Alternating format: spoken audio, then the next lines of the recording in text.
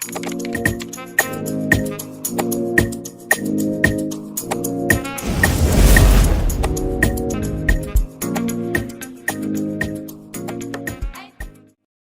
guys, so welcome to our today's podcast here at Save the World on LinkedIn TV, and today we are having such an amazing guest, as you can see, and we'll be talking about so many amazing things, and you really can't wait to hear what we'll be talking about.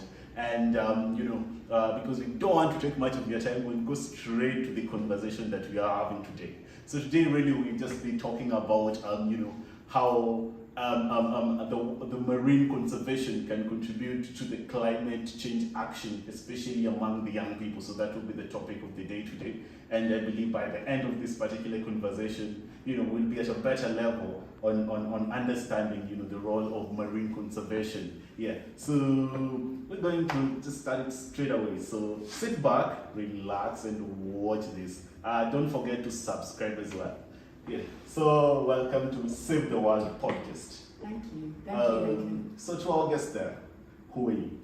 My name is Tilda Bowden, and I am one of the founders of Oceans Alive, which is a marine conservation organisation based at Kuruwitu in Kilifi on the Kenyan coast. When you think about the future, really, especially in the future of Africa, what really do you think will be the role of conservancy, such as the one that you have in ensuring that we have a continent where climate change action is put forward? What really do you think is that particular future? Well, the most thing about our climate and our future is our children, and in Kenya, more than 50% of the population are under the age of 21. So old people like me, we're not relevant, but who really is relevant are the children. And it's so important to get them to understand the issues, to get angry about some of the issues, and to do something about it. We've got an amazing group of young children in Nyali, in Mombasa, called Ocean Eyes.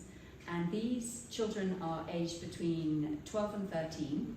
And they came to Kuruwitu, and they saw our project, and they saw our coral restoration, our turtle protection, and all the stuff that was going on in the marine, and they said, we want to do something about it. And they have raised so much money. They are up there on our board of donors, and they work at weekends to come and do beach cleanups and help us with turtles and do all sorts of stuff that make a real impact on the environment.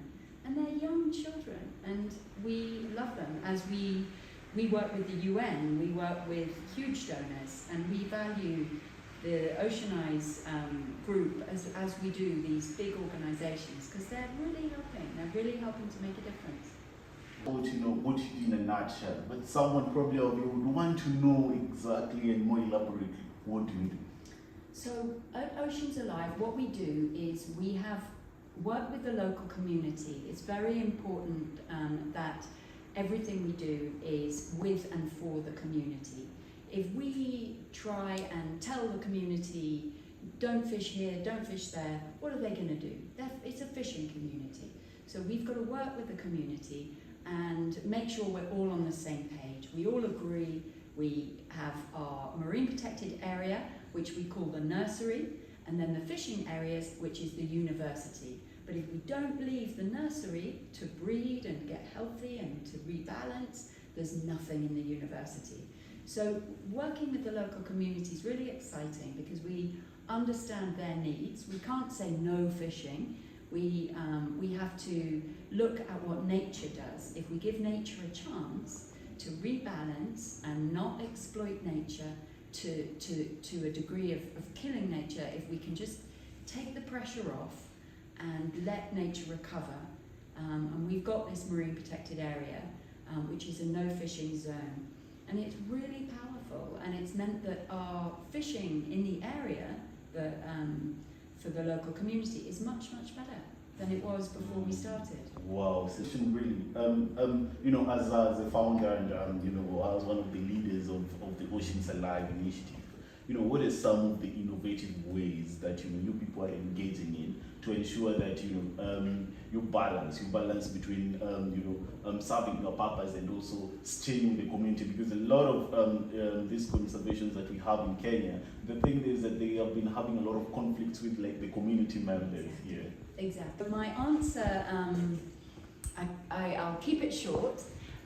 It may not sound very exciting, but it is pretty exciting, is that we do marine conservation, but one of our projects that we've been doing recently is a permaculture project. So we've been working with women in the local community to create these sack gardens, and the sack gardens produce green leafy vegetables very quickly, very cost effectively, with minimum water. And what that means, why that's relevant to marine conservation, is that if our local community members can feed their families without always going to the sea, it takes pressure off the marine environment. It also means that children, when they go home from school, they have some lunch. And everybody can learn better when they've had some lunch. Yes. And they're not just listening to their tummies rumble. And so we are helping the women to grow the green leafy vegetables themselves. We start them off, and then they take the project on from there. And they're now teaching their sisters and their friends, and the whole project is spreading. And we've already had teachers coming back to us saying, "What have you done with these kids? They're great." So we're seeing an impact. And this is in a drought. We're currently experiencing drought. We haven't yet had rain at the coast. And so for these local women, these community women, to be able to feed their families without coins is a really big deal. And it does help marine conservation in relieving pressure on the marine assets we have. All right. Another question. How does marine conservation contribute to climate change action? Okay, so there's so many ways it contributes. They're not the most exciting ones. We have seagrass, and seagrass, it's as it sounds. It looks like grass, and you're snorkeling along, and it just looks like green grass. But by the end of the day, all of the seagrass has oxygen bubbles on it. And the seagrass, like trees and green that we know on land, is pumping out oxygen, which is so important. We all know about the harm of carbon, and oxygen producing things, plants, are very important. So we have seagrass, which is protected and is growing and thriving. Seagrass works within a balanced, it works in balance with the rest of the biodiversity. So we have fish. We have a biodiversity of fish. We have a biodiversity of coral. We have all of the different elements of a healthy marine space, and they all sequester carbon and produce oxygen. So it's a natural cycle in balance. I mean, this is really huge in contributing to this particular fight. I mean, and really, I appreciate you for that. So finally, really, just as I told you, what we do mostly at this podcast is just to create that particular awareness to the young people and all that. So, what would you love to tell, what would you want to tell the young people who are watching this? How can they contribute to climate change action, wherever they are, with the local solutions that they do have? That's a really good question, Lincoln, and I would just like to say to everybody watching this podcast that you can do something about it. You don't have to wait for anybody. You don't have to wait for your parents or your teachers. You can do something about it. And doing something is better than doing nothing. And it's your future. So take hold of it and do something about it and make change. And you can make small changes at first, but those small changes have big impacts. And you as the youth have a massive, massive chance to make a massive impact. And we're all hoping that that's the choice that you make. So you can also tell us some of the activities that you do, in your, conservancy, especially now be a bit particular in them, so that many people can understand in the specifics and in the details what you actually exactly do. I think most people know turtles are quite endangered. There's all around the world there are problems of turtles. They get caught up in plastic pollution, a lot of plastic in our oceans, and so turtles have been really under threat. And at Oceans Alive, they're part of the marinescape, and we love turtles.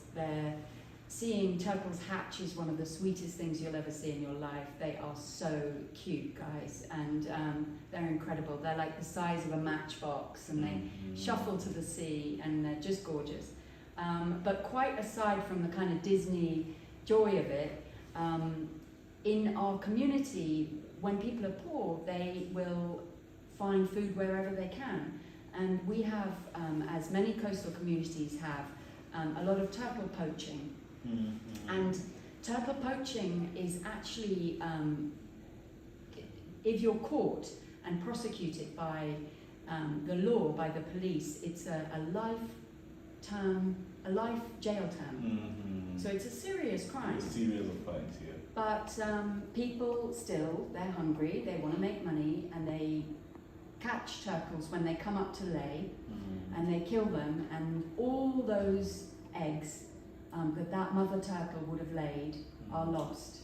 So usually over 100 eggs in that instance are lost when the turtle is poached. And people say the meat is nice and it's sweet, and all I think of is those baby turtles that never got to swim freely in the sea because somebody killed the mother turtle and that opportunity was lost. I just think it's so important to understand when we make choices, those choices have consequences. And for me, I couldn't eat turtle meat. I wouldn't find it sweet. I'm lucky, I have choices, I can choose what to eat. But we all need to be aware of those choices that we make, and I choose to save the turtles.